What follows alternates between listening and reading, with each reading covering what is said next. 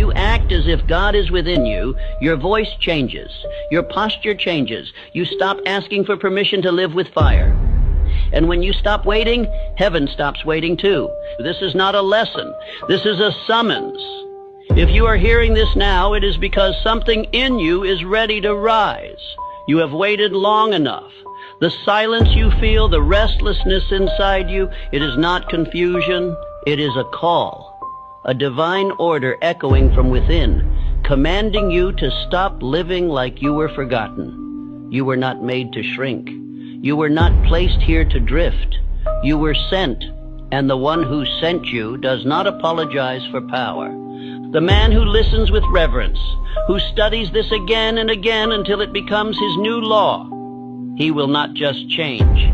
He will become the living proof of purpose, sent with clarity, walking with power, and finishing what heaven began. Now listen, because the moment you believe this truth, you will no longer walk as a man. You will walk as one who was sent.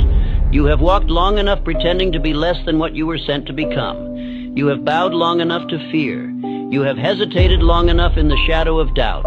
But now the voice of purpose calls to you. And if you will obey what is about to be spoken, not just hear it, but obey it, you will never again be the man you were before this hour. Because what I'm about to give you is not motivation.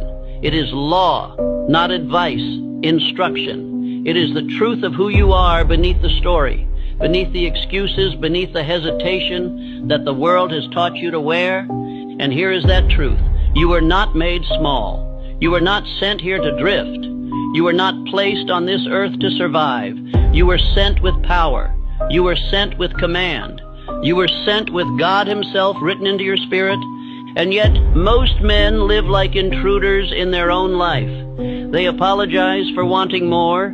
They hide their fire. They speak with hesitation, act with delay, and wait to be approved before they move. Not because they lack ability, but because they have forgotten who sent them. And the world prefers it that way.